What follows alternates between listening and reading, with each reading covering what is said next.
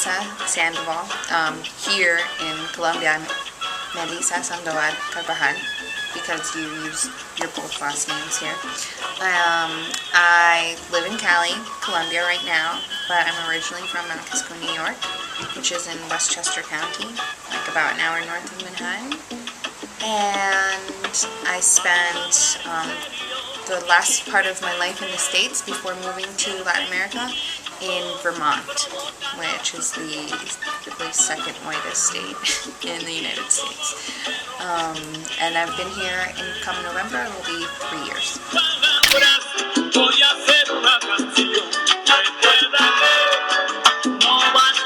So why did you decide to move to Cali? My dad is from Cali, and so growing up I've always, visited this area, and my grandmother still lives nearby. So the year that I decided to come here, my family did like a year anniversary reunion of my grandfather's passing away, and I just really enjoyed the environment, and I decided I was ready for a change and really wanted to live in Latin America for an extended period of time, so decided to make the move. And yeah. So where's your mother from? My mom is also from Colombia, but she's from Buenaventura, which is on the Pacific coast, and it's in the same region as Cali, which is Valle del Cauca. So it's about like 2.5, 3 hours from here, and it's a port city, and it's predominantly black. How do you identify? I'm a U.S. Latina. That's, I think, the best way to describe it, because it covers both parts, and it puts, I guess, the U.S. part first, which, that's where I was born, where I was raised. When people hear that my dad's from Cali, they're like, oh, then, you must know how to dance. And when they hear that my mom is from Buenaventura, they're like, oh, you know how to really dance, and you can cook or something, because black women tend to cook really well or something. I don't know. But this idea of, these instant associations with what I can do, that I can move my hips in all sorts of ways, that I love to dance, which, I do. I enjoy dancing, but I'm not an amazing dancer. I just barely started learning to cook, There's things like this, but people have certain ideas about things. In the States, being Colombian, what does that mean? That's just not great sometimes. Sometimes it's just this instant, oh, is it really dangerous there? Oh, this idea of like joking, but still aiming somewhere. Oh yeah, can you hook me up with some drugs? Or, did anybody in your family a drug dealer? Things like that. Racial, in terms of just being, I just always say brown. I'm brown. So, and for me, anybody who's not white is brown. So, but yeah, being this skin tone for me has meant here that people assume that I'm from here when they see me. And then when I begin to speak, they hear a hint of an accent. They're like, oh, Negro, where are you from? And in the States, actually, I've gotten, are you Indian? Or assuming I'm African-American? Am I, mixed? Sometimes, so, and then, and again, Latina, but mostly because of the last name, I guess. But, I've had a lot of different things said to me. But most of all, it's not even about my skin tone, or it's related to my skin tone, but I've always had, why do you try to act white, or why do you speak white, or something like this, which I've heard from friends, foes, family members, literally I have cousins who, because I don't know, I just don't sound the way that they do. I grew up in a different environment, my set group of friends were different, the things around me, I call myself like a child of the media, because I grew up watching TV, and I've had people in New York think that I'm from California because I sound like a Valley girl, And, you know, where did I pick up this voice? Because when I was 5 years old and entered elementary school, I was in ESL. I was in English as a second language. And I stayed in that program up until 3rd grade. You know, I grew up with an accent and speaking Spanish first. And now you wouldn't even guess that because I don't have any sort of accent at all. But I'm not trying to act white. It's just I have certain interests. I sound the way I do, whether it's because I picked it up from a television or from the friends that I ended up making in my school, which, you know, I am from a diverse area considering like Westchester. But my friends in school, yeah, I just hung out with white kids. I don't know, we like the same music, we like the same programs. And for me, actually, once I got into middle school and I was around more Latinos, I always just felt very different from them. So I didn't know how to relate to them. A lot of Latinos are so, like, they just write Latino, like, all over them, you know? And they're really about it. And for me, it was something that I wasn't very all about when I was younger. I was, you know, for me, speaking Spanish eventually became a chore because my father would, you know, bother me about the way I said this or that. And because for me, being Latina meant my house rules were a lot more strict than with my friends. My friends could go and have a sleepover whenever they wanted.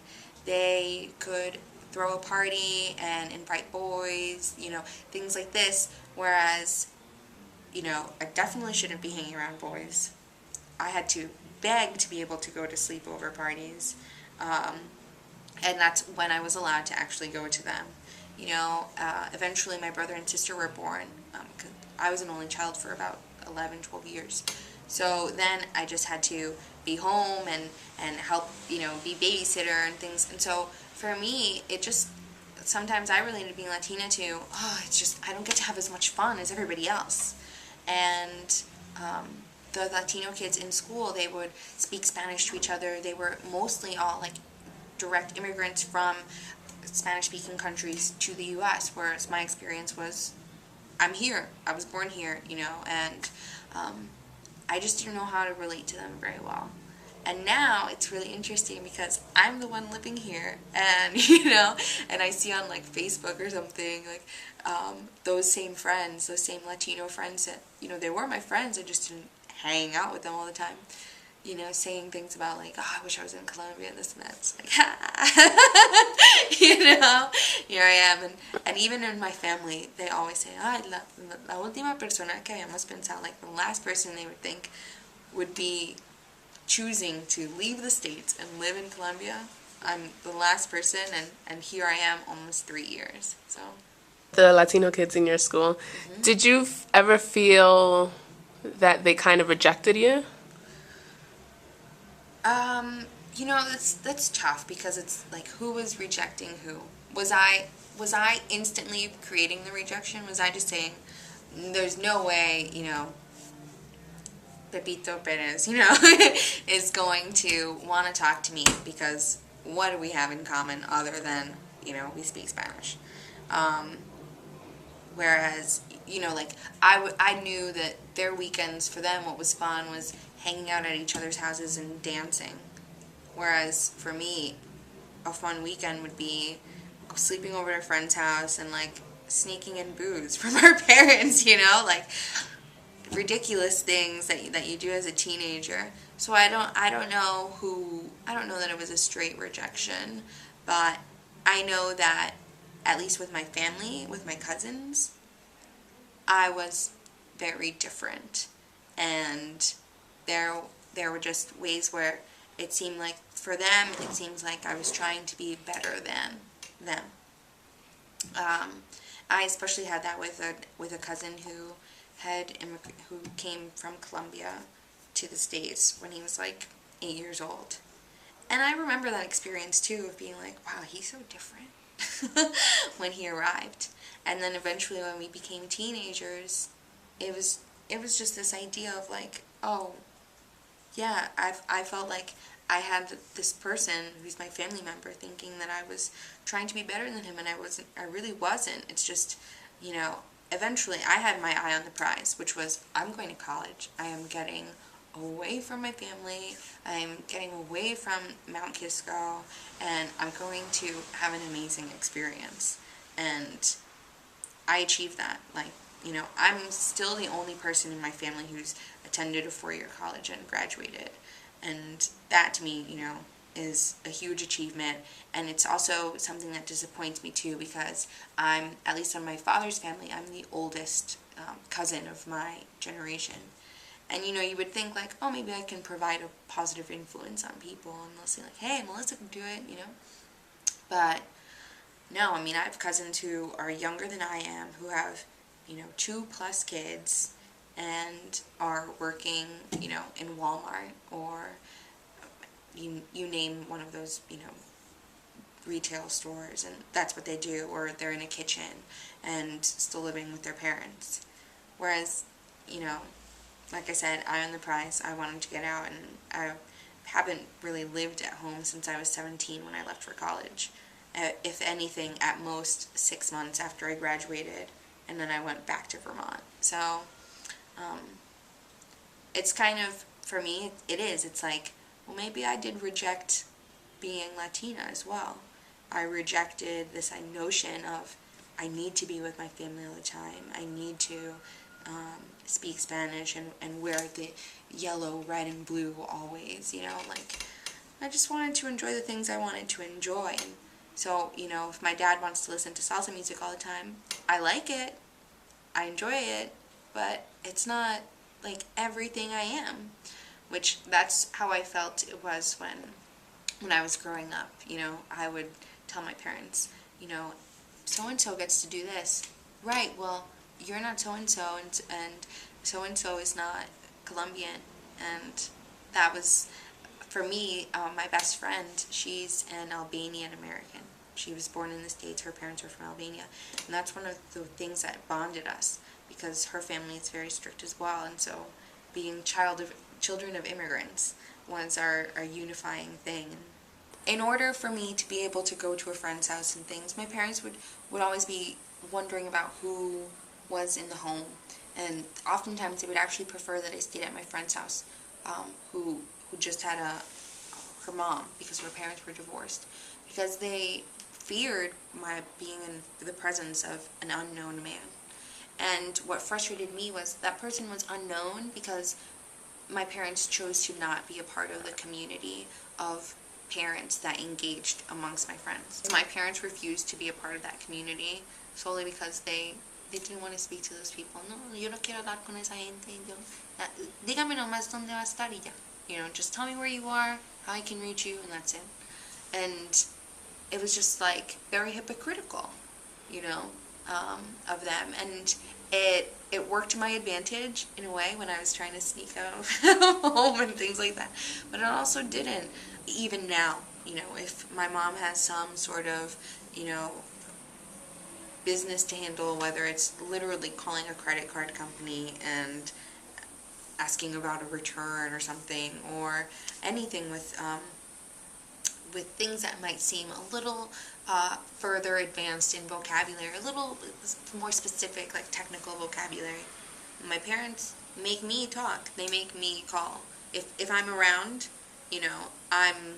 I'm being used for those things. And now it's funny, my brother and sister are the ones who have to deal with that, because they're 15 and 16 years old. And it's funny hearing them complain about all the things that they have to do for mom and dad, because I used to be that person. And when I'm home, like I said, it goes back to me. Literally, if something about a computer, forget it. They're not going to try and figure it out. They just send one of their children to do it. They've lived in the United States for years, over 25 years. My mom has been there for nearly 30 years, I believe. And my father, just about at least that as well. And they've both become U.S. citizens. They speak English fine. My mom still definitely has a very strong accent, I don't know how. I think because she's always been in that enclave of Latinos. My father, not so much, but it's just ridiculous. Their own perceptions of themselves, and I don't know if that's actually a real perception or if that's the perception I've placed on them. But when you refuse to just put yourself out there, like, you're not making yourself look very confident, are you? So that's one thing about my parents, and just never having enough guts to just, or willingness to just speak for themselves when it comes to speaking in English or being in a environment that's different than their Latino community that they're comfortable being in.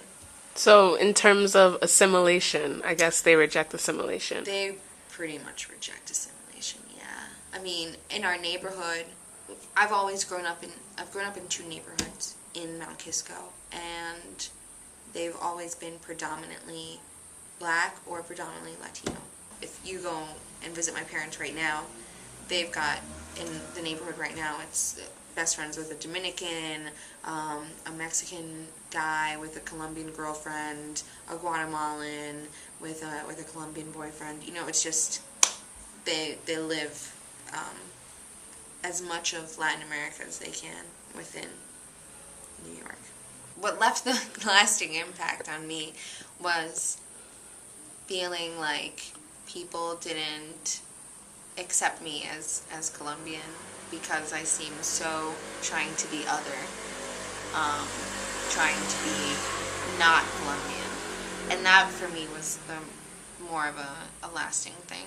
And here, actually, living in Colombia, when I say, you know, that I grew up in the States, that's actually more of an impression of, oh, really, wow.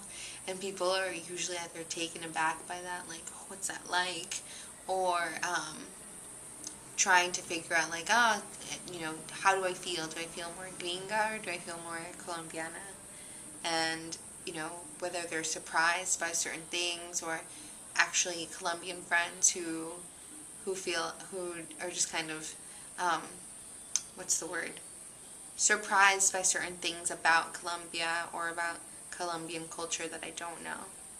Because as much as my parents haven't necessarily assimilated and become friends with, you know, all the white people around them, they have, you know, adapted to certain things, and they've, you know, let go of certain Colombianisms, or have just had to deal with the fact that their children are living in a different society and live by different rules.